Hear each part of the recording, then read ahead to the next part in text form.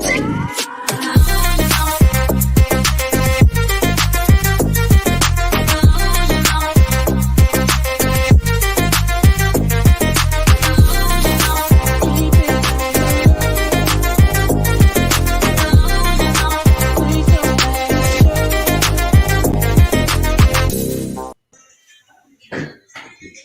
right, we are live. Come on. What up?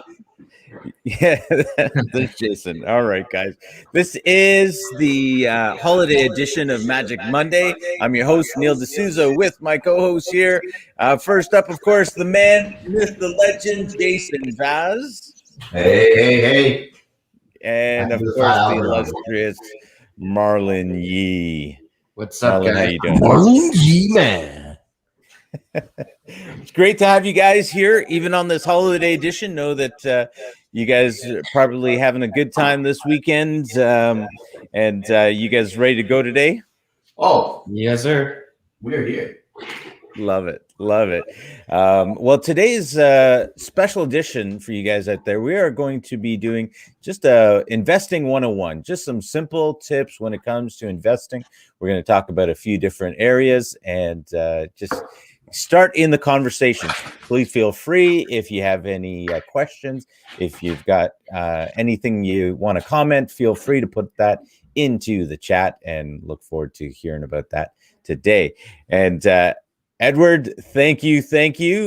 Please let us know anything you're wondering about. If you want to put anyone on the hot seat, feel free to type that in as well. It's probably going to be about Jason, because he seems to like showdowns and throwdowns. And if you were here last week, then you got the lowdown. And so here we go. All right. Did we ever decide on a winner from last week's show, by the way? I don't think we did. I think it was very clear. Shout out to didn't we establish that? Didn't you see like Joe Frazier on the ground, Muhammad Ali up top? Can I take you guys back to the 60s and tell you how this went?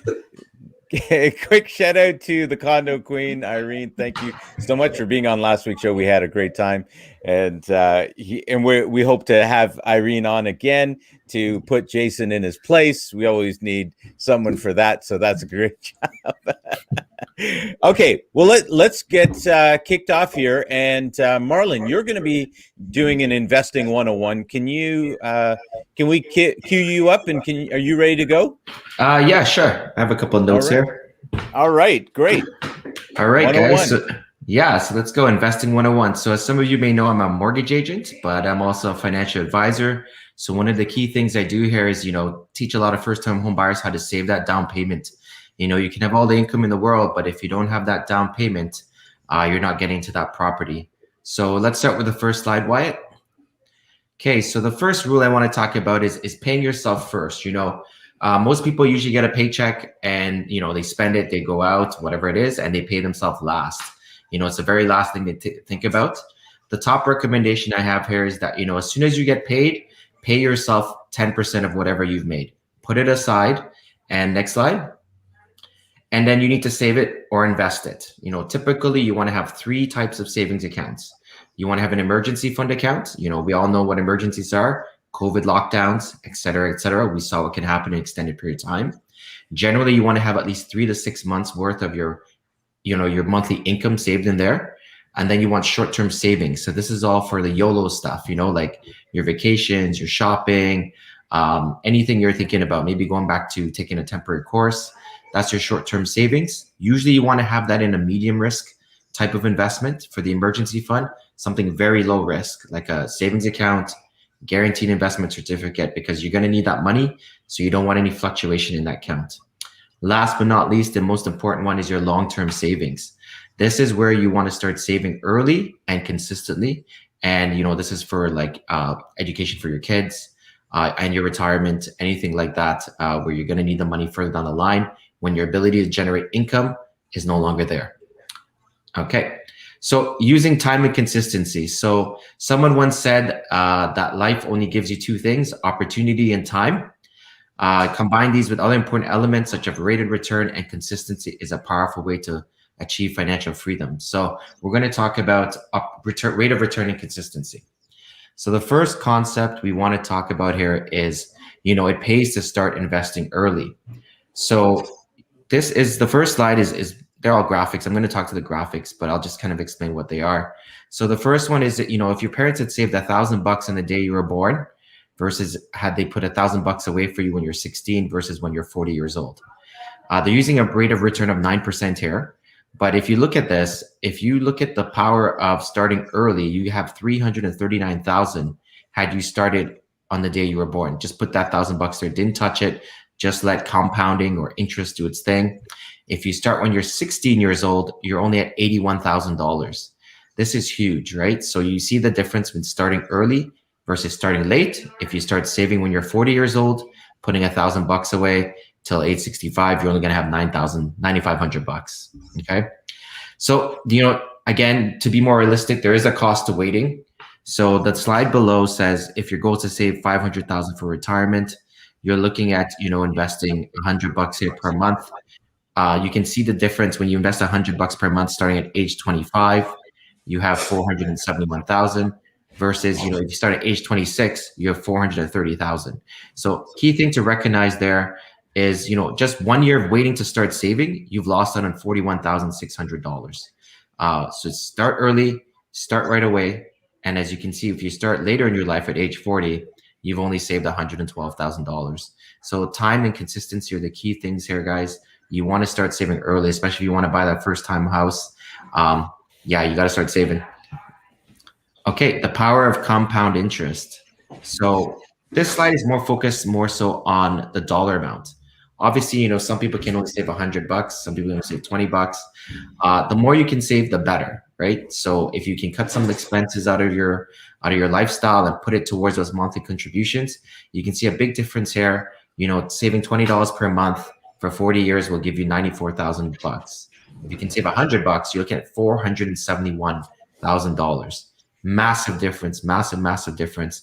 So if you want to talk about ways to cut your expenses, we're always here to help you, especially if you're trying to get into your first time home. It's always a good thing to take a look at that to get ready for your mortgage and not be house poor.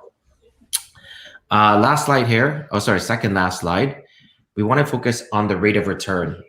Some people get greedy. They want high rates of return. Some people are very, risk averse and they want a low rate of return. What we really want to just highlight here is that you obviously have to invest at what's makes sense for you, but we want to show you the power of returns, right? Just because you invest at 4.59% versus 9% doesn't mean that a 9%er is going to make double of 4.5%er. There's something called compounding where money grows on top of money. And then you look at the bottom chart here with the line graph, you can see here, compounding at 4.5%, $100 per month yields you about $175,000, right? So you would think, 9% is going to give you double that, right? Wrong. It gives you $750,000. That increased return is massive. And to give you a little tip, the younger you are, the more risk you can take. And the reason that is because if you fail or something goes wrong or the market goes down, you still have time to make it up. The older you are, you should be less risk averse because there's less time for you to make those returns back. Again, that's why you need to start early. Last one is the rule of 72. I love this rule. I think it's very cool. It's also called the banker's rule. So, people always want to know, how long will it take my money to double? So if you look at the number 72 and you divide the return that you're getting on your investment, that will basically tell you how long it takes your money to double.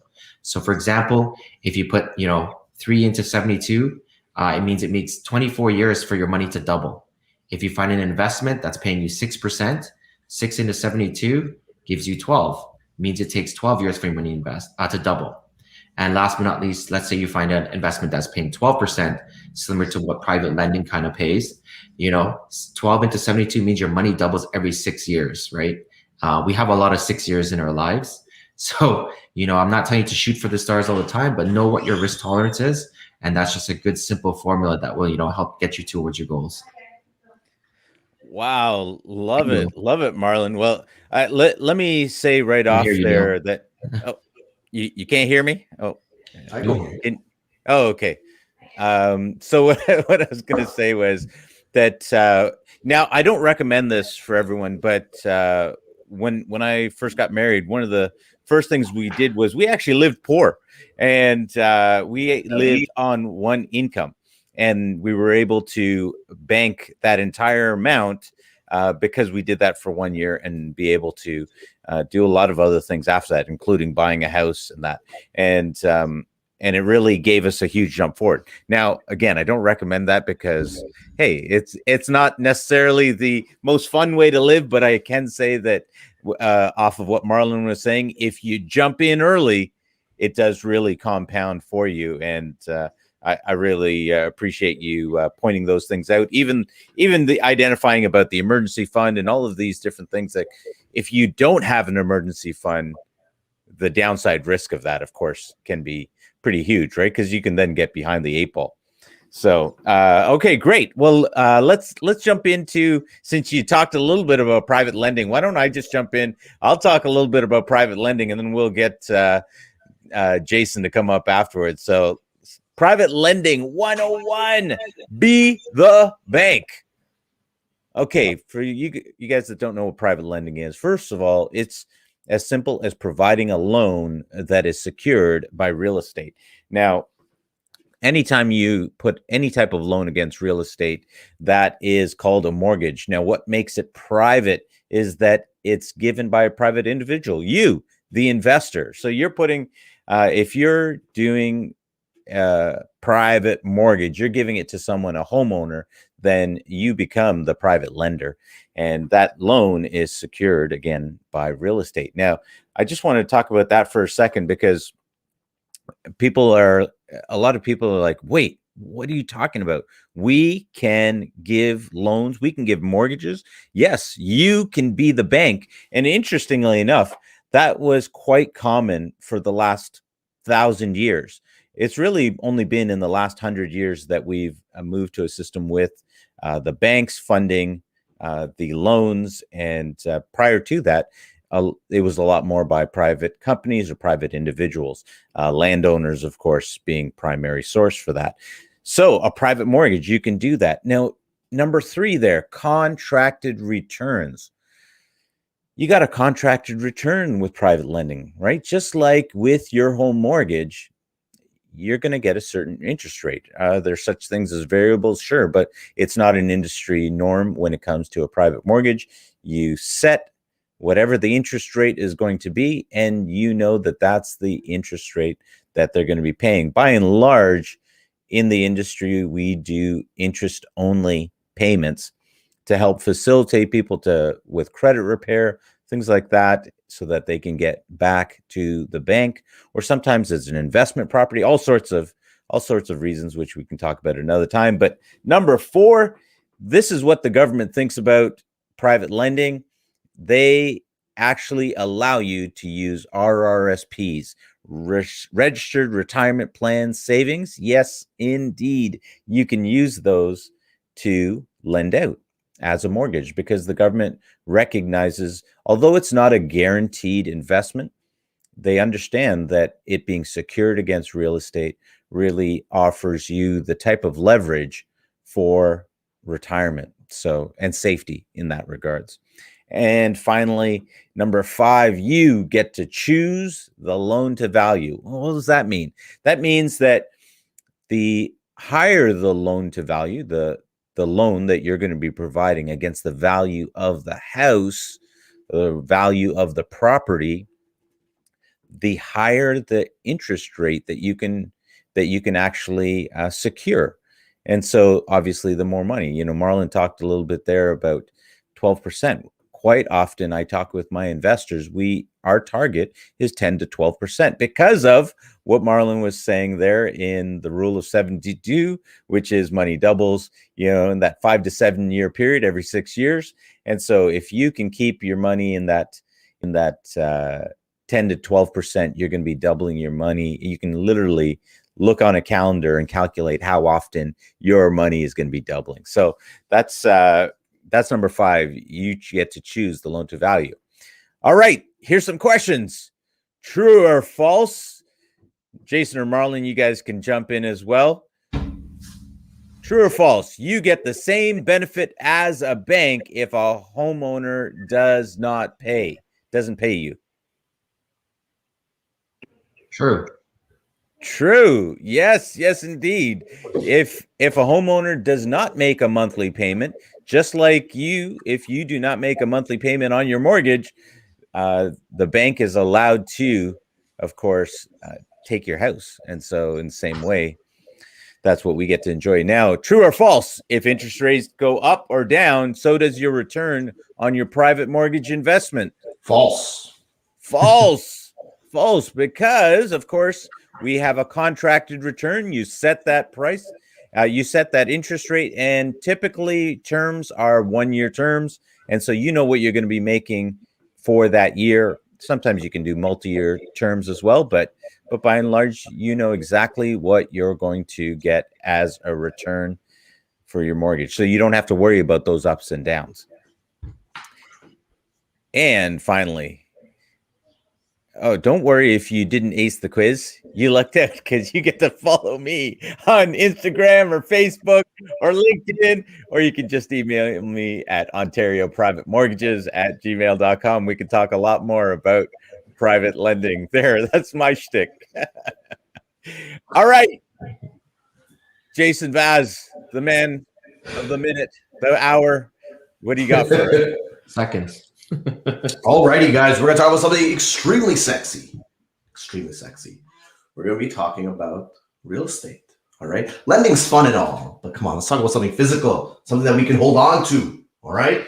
Now, when it comes to investing, guys, real estate's been tried and true from the dawn of time. The term landlord actually is derived from medieval times. Lords were given land and they were able to collect taxes. And now, fast forward to today, that's what we are. And I encourage all my clients, whether they're just buying a home for themselves, to look at it as an investment. It's not just a home. It is a vehicle that can generate you money. So first and foremost, why don't you put that slide back up? What type of real estate fits you? So first and foremost, you got your traditional single family home, a detached home. Then you got condos, and then you got vacant land. Believe it or not, vacant land, there's a lot of opportunities that you can go into there. We're not going to dive into it too much in that respect, but ultimately you need to find out what's best suited for you. All right. Now there's hitting costs in these homes. All right, guys. In today's climate, we are going into multiple offers where conditions are they've got about a chance of a fart in the wind with these things. So a lot of the times we're going into homes, we're not putting a condition on financing. We're definitely not putting a condition on inspection. So it's important that you educate yourself or hire an agent that is extremely well educated to identify potential risks. I'll give you an example. Marlon Yee and myself were at a friend's place yesterday. He has just moved into a new home, and it's a 100-year-old home. All right. And we were just looking around the place, and one of the things we were looking for is, and you got to know, and you'll know this as a trick of the trade, but homes in Ontario that were built about 100 years ago, the type of wiring they use goes by the term knob and tube. Worked perfectly fine then. Unfortunately, the amperages that we use today makes it a fire hazard. Now, what does that mean for a home buyer? Well, a home buyer could find a house that's beautiful, it fits them well. They don't know that there's knob and tube. They go to close on the deal, and guess what? A condition on their financing is they must have house insurance, and they can no longer get house insurance because the property has knob and tube. The solution to that, they're going to have to disconnect their electricity in order for the bank to fund the deal, which means they're moving into a home where they got no lights, they've got nothing. They can't even plug, they couldn't even charge their iPhone if they wanted to. Something that can easily be fixed if during the showing you've got somebody with a sharp eye that can notice these things. I take it apart on myself before when we're looking at any property. I let the clients go look at the bedrooms, look at the bathrooms, all the fixings and stuff like that. Meanwhile, I go to the basement. I look at the guts of the home. I make sure, hey, does this add up? Is there any questions that I need to ask before we proceed with this deal? So guys, watch out for those hidden costs. Now, that brings us to the next slide, which is when you're negotiating the deal. First and foremost, when you're looking at investment properties or you're looking at any property, it's extremely important to make sure you have your numbers down to a decimal point, okay? Many of you guys come to me where you guys say, hey, I got 50 grand in the bank, put that down as a 5% down payment. That's what I'm doing. I'm going to buy $1 million house.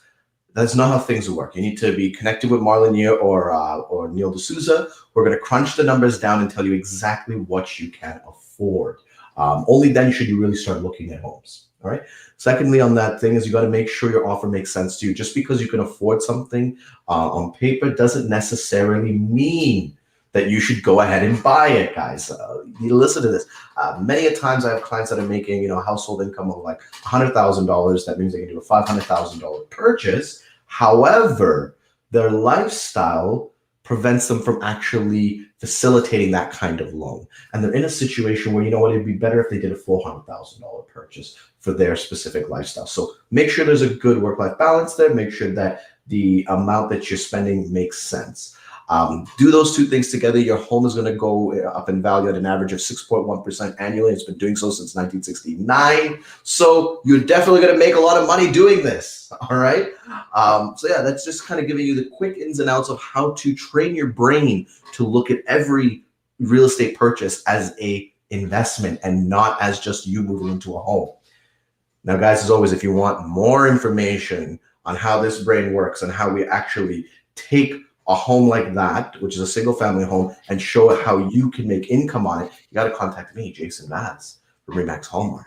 Look at that. Beautiful guy in a suit, but here today, not today. Today's holiday Magic Monday. You won't see me dressed up on holiday.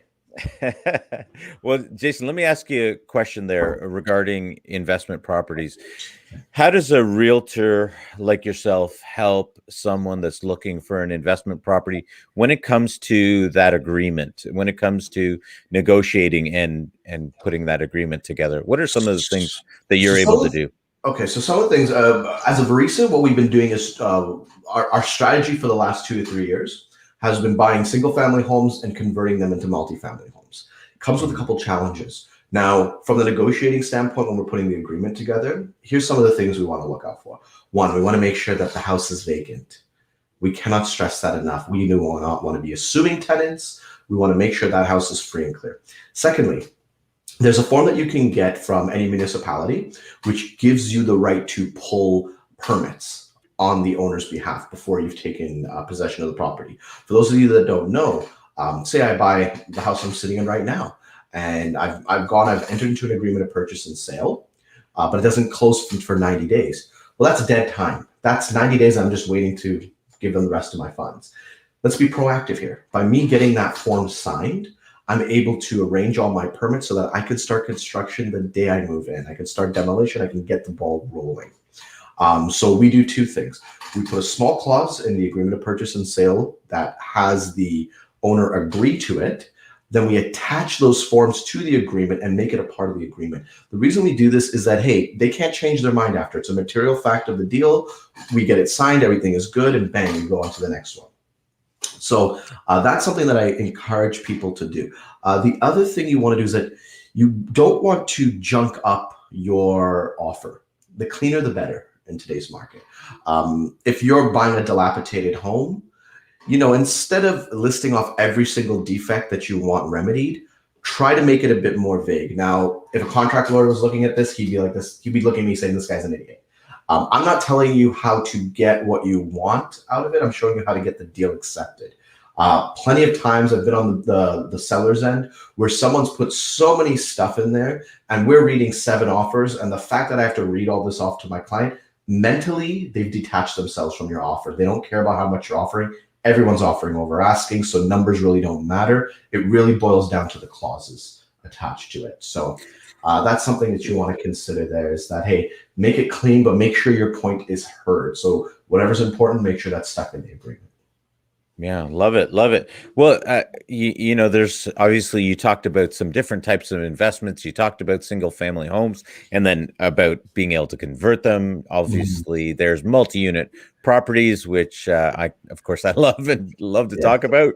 And then land is an interesting one that we don't get to really mention a whole lot with regards to, because by and large, most people don't know where to fit land into their portfolio. And I had an older gentleman tell me years ago, he said, when it comes to land, one of the great things is to just take some extra money, buy a piece of it, and leave it alone until it goes up in value.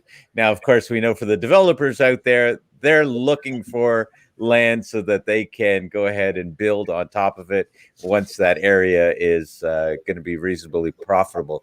But just out of curiosity, do either of you gentlemen have anything to say about land?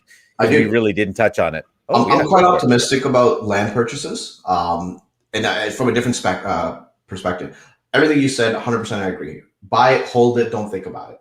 However, what people don't realize is land can inherently become cash positive. There's a lot of tax incentives depending on what you use your land for. I would say the vast majority of people I speak to talk about, hey, let's buy some land. Let's throw out applications, subdivide it, build some homes, and turn this into a multi-million-dollar deal. That's great. Except it's not realistic. It's extremely difficult. You have to jump through a lot of hoops. I like another approach. Buy a piece of land. If it's zoned agricultural, lease it out for agriculture. You'll get a ton of tax incentives for doing so. You'll generate cash flow to cover any loans that you took to buy the property, and then wait it out for 10 to 15 years. Tie it up in your inheritance and give it to your kids. Let them deal with it. Because the reality is land always appreciates. People don't realize that. You look at a house, they think the house is going up in value. No, the house is going down in value. The land beneath it is what's propping it back up. It's just that the land is advancing at a higher rate than the property is depreciating. And that's really why things sell for more. So if you can remove the house and the depreciating asset from the equation, you've got some good land. Now, keep in mind, guys, land takes a long time to sell because it's difficult to finance. That's when you talk to somebody like Mr. Neil D'Souza, you will get some nice private lenders in there that'll gladly take you, that'll gladly fund your deal. Yeah. Yeah. Wow, guys, I really love what you guys are all sharing today. Again, for the viewers here, this is Investing 101. These are some real ground level ideas for you to be able to just even understand are available, understand that you can get and learn more about any one of these things. Obviously, Marlon talked about just some basics for each one of us, understanding how to keep ourselves advancing in the game, and then some little bit more advanced strategies from my man Jason Vaz, and of course myself, private lending. But guys, really appreciate it. Let me ask you guys any parting words about Investing 101. Jump in, do it. Don't wait. I think the biggest thing I've heard, and I heard this about 6 times this week, people are like, I'm just waiting. I'm waiting for the market. And I'm like, I'll give you guys an example. I was sitting on some cash in my stock portfolio account, and I looked at it, and I was doing the same thing, saying, I'll wait for the dip, I'll wait for the dip, I'll wait for the dip. And I realized this, I'm like, I am doing something that I actually hate. I tell people not to do. And I went and bought an index fund. I have not looked at my portfolio since, and I think that's the best way to do things. If you can afford to jump into the market, jump into the market, because the reality of it all is, even if there's a correction, we're looking at 10% over a short period of time, it's going to bounce right back up. History doesn't lie. That's what we've seen. We've never seen a true correction. Even the US housing crash in 2008, it recovered 3 years later, and it was strong. So if you can afford to jump in, get in. I'd say start early, right? I mean, you got the point, jump in, but I mean, you don't necessarily jump in real estate, right? There's many different types of investments. Mm-hmm. What you find is that each one will lend you to another one. You just need to spend the time in each investment. So, spend some time in mutual funds, GICs, whatever it is, to build up your down payment. From there, you get into real estate. From there, you can get into land development. From there, you get into private lending. The key is to start early. And, the hot word is inflation. Always make sure your money is beating inflation. Things are going up in costs on an annual basis. We want to make sure that your money is not depreciating. Like Jason said, in cash is trash. We want to keep it growing, and you want to make sure, you're still going to have to buy the same things you can today that you can in the future. If not, you're not doing a good job managing your money, and you're setting yourself up for possibly retirement failure. So, yeah. Wow, love it, guys. Well, next week we're looking to talk about rent to owns with Mark Vasilius. And guys, this is Magic Mondays for your holiday edition. Hope you guys are chillaxing. We'll see you guys next week. On behalf of Marlon Yee and Jason Vaz, Neil D'Souza, Magic Mondays.